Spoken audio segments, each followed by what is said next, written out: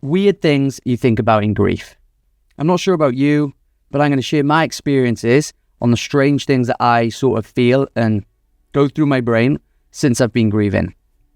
I'm going to talk about this because I feel it's important to let people know that they're not alone when it comes to some of these sort of feelings, because they're not very talked about. Like, there are some very obvious things that we all know that we go through, but there's also some things that are just completely irrational and strange. And especially sometimes being a logical person or someone who's quite in touch with their own sort of thoughts, they're so left field that it can take you by shock, and you can kind of feel a bit, is this normal? And the answer is, yes, it is. But I'll just give you some examples of what I felt, and maybe they'll resonate with you, maybe they won't. But yeah, I'd love to know what other people think, and we can sort of just, some of them are just, it can make you smile if you know that it's just a grief thing. That's not actually a real thought. It's sort of just a strange thought when your brain is so muddled up just putting stuff together, it can't figure stuff out. So yeah, I'm going to go through a few things that I thought that I think strange when it comes to grief. One of the first things that I found extremely strange was how things seem to move so slowly from the day the person passes away to the next week and the week after that, the week after that. And then I also found strange, it almost felt like life had only starts just when that person passes. So because this person's such a big deal in your life, for me it felt as if like I only have a before dad and after dad. The rest of time seems to have disappeared, and it still does feel like that, and it's so strange. Everything is literally before and after dad. And yeah, I think that's a strange feeling. And when I speak to people, my perception of time, it feels like forever since I lost my dad, which was 2 and a bit years ago. But it also feels like it was yesterday, and I can almost recall a lot of the stuff like it was yesterday. And I just find perception of time, and it's confusing. It gets all a bit, you're getting older, those sort of thoughts is strange. And I had a lot of those thoughts. I still do.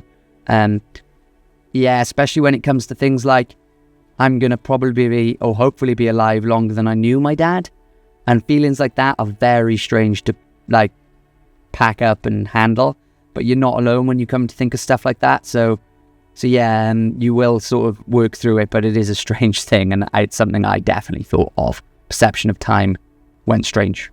You listen to music and it's so good, and you've got so many songs that you get into, or even you're out with your friends, let's say a couple of weeks down the line, months down the line, and all of a sudden music starts saying lyrics to you you've never heard before, and you start absolutely pining over the person that's missing. And it's just the most bizarre feeling that all of a sudden songs that you once loved are now songs that you, may love even more, but there's certain things that just feel different. And for me, music changed. Music become a different thing. And I find even when you listen to a song, it's quite hard to then resonate with people who haven't lost someone, how much that song means to you, or that lyric means, because they might be thinking it's someone from a relationship, that's fine. But for me, I know that certain music felt so different, and it was a weird feeling when people wouldn't relate that song to the passing of someone or the grief of someone, and your take on it doesn't make sense particularly. And it's strange not to share that bond with people when you go, hey, look, I love this song, it reminds me of and they're just like, nah, that's not what it's about. But that's a funny old thing, but it does happen. It does. So on a deeper note, I'm not sure about you, but if for me it was, or other people that are grieving, you'd get a very, very close look into your own head on why the hell we exist on this planet. And you get really into the idea of what's my purpose. And for me, it was really strange. It was sort of like, well, I must just make them proud. My purpose is to make that person proud, and I got to do this really well, or I got to be really good at golf because my dad would appreciate it, or I got to surf loads, or I got to be healthy, whatever it is. You get through a lot of different things in your head that you think is the reason why you share or exist. And it also goes the other way around, where you think, what is the point? What's the point in getting up this morning? Because at the end of the day, we're going to die. And they're very strange places to be. And like when you say out loud, like, what's the point in existing? That feels like a very, very, very hard place to be. And it is a hard place to be. But for me, it was more of a question rather than me getting really low. But it's a strange thing to be thinking if you've never thought it before. You almost feel as if you shouldn't be thinking those thoughts. You feel like those thoughts are wrong. But yeah, you will go through thoughts like that, or I definitely did, and I'm sure other people have. But I guess that's why people do experiment with like religion, spirit world and things like that, is that you are trying to, it opens your brain up, it opens you up to somewhere else. And it is a strange feeling, but it definitely happens, and it is something that's happened to me, and yeah, expect it. Another thing that's very strange is how time seems to stop dead in the weeks around your person passing away, and other people seem to be able to carry on their lives. That's a very strange thing, and you can get a little bit, it can piss you off a little bit that people seem to carry on when your life's being ripped apart.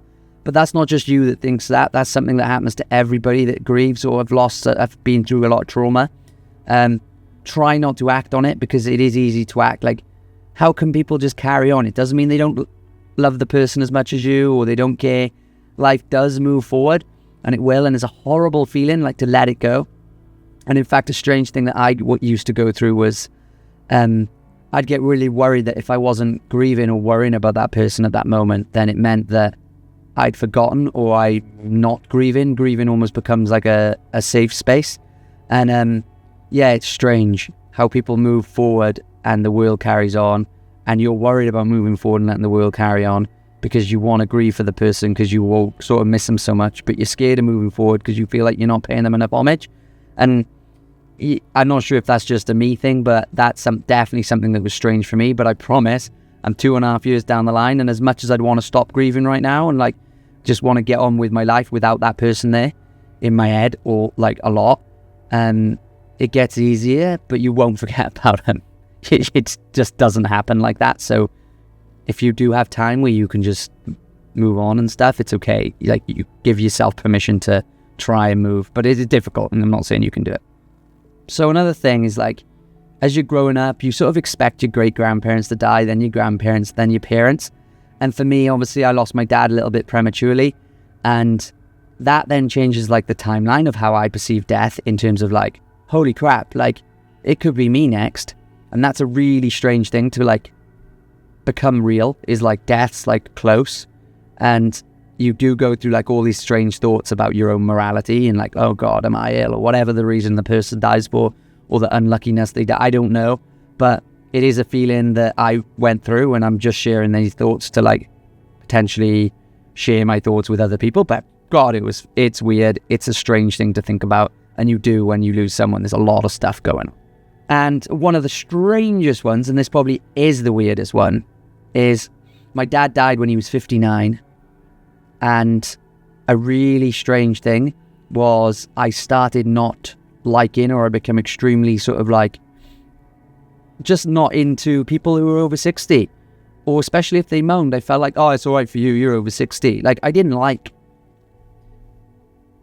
probably a strong word, but I started like not liking old people because they had the privilege of getting old. And if like my grandparents moaned about something, it would be like, oh, at least you got old, and stuff like that. And it's so weird. It's almost funny. That feeling did pass, but I remember sharing it with like my girlfriend of the time, and it was like, you can't think like that. And it is a strange response to tell someone you don't like old people, but that is definitely something that is yours and through grieving, and it's not strange. It's a feeling that can happen, especially if you lose people young. So yeah, it's all sort of, there's a lot of strange different things, but there are a couple. That's like a few things that I can come up with from the top of my head that I thought would be worth sharing with you, and hopefully it will help you maybe realize that some of the feelings you are experiencing are okay. And obviously you're welcome to share them in the comments or message me or whatever it is that you'd like to do to get them off your chest, because there are some strange ones. But